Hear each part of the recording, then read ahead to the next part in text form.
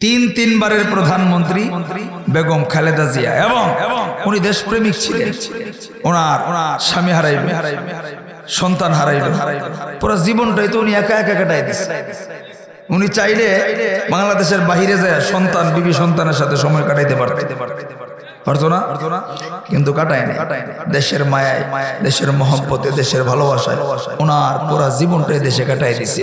উনি চলে গেছে, উনি বিদায় হয়ে গেছে, আজকে শেষ। এখন আর বেগম খালেদা জিয়া হবে না, এখন হয়ে যাবে মরহুমা খালেদা। শেষ। আমরা আজকের এই ময়দান থেকে আগামীকালকে দুইটাই জানাজা হবে। আমরা আজকের এই ময়দান থেকে দোয়া করছি, আল্লাহ জীবনের ভুল ত্রুটি যেন মাফ করে, আল্লাহ যেন সমাজ সেবার কারণে উনি যতটুকুন করেছেন ভুলগুলি মাফ করে সঠিক কুলির উসিলায় যেন আল্লাহ তাআলা জান্নাতের মেহমান বানায় দেয়। চিল্লায় বলেন আমিন, জোরে বলেন আমিন।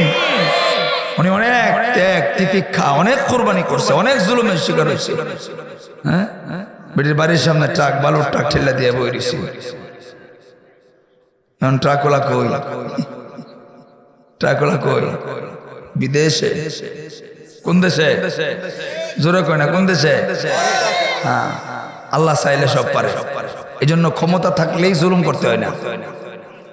ক্ষমতা থাকলেই এলাকায় দেখবেন কিছু মানুষ আগে ছিল দাপটে বিচার আচার করতো, জুলুম করতো মানুষের উপরে। এখন দেখবেন এদের নাতিপুতি ভাতও পায় না, কাজ করে ভাত খায়। আছে না এরকম? জুলুম করতো মানুষের উপরে। এজন্য যে জায়গায় আছেন জুলুম করবো না।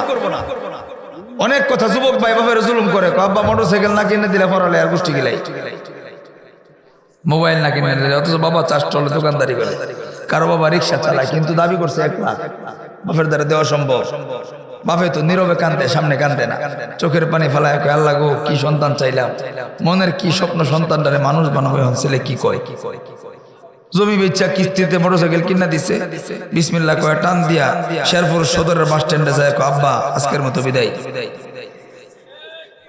কারণ ওই যে বাপের উপরে জুলুম করছে, বাপ মারে কষ্ট দিচ্ছে।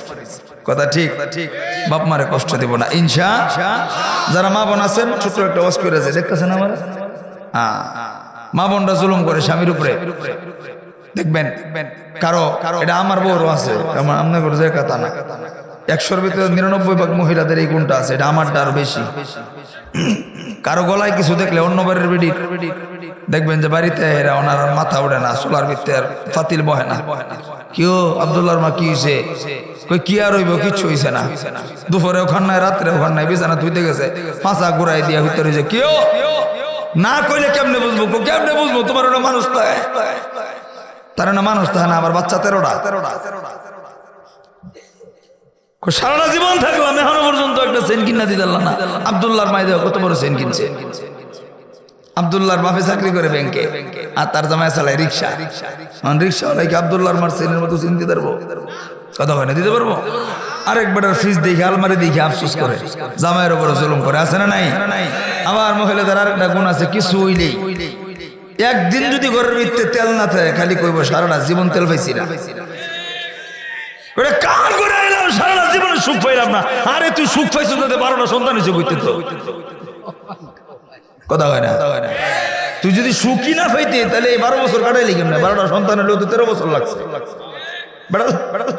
বেড়ার লগে যে সংসার করলি, ফাতিলের ভাত খাইনি, 12টা বছর ধরে কই জীবনে সুখ পাইলাম না। এই অকৃতজ্ঞ নারীরা রাসূলের হাদিসে বলেন, নবীজি বলেন এরা জাহান্নামে যাবে। যদিও কথাগুলি যেভাবে বলছি, কিন্তু স্পষ্ট হাদিস, এই সমস্ত নারীরা যাবে কোথায়? জাহান্নামে। এজন্য মা বোনদের কাছে ছোট্ট ওয়াজ, আমরা কখনোই আমরা স্বামীদের উপরে জুলুম করব না, যাই আছে এটার উপরে সন্তুষ্ট থাকবো ইনশাআল্লাহ।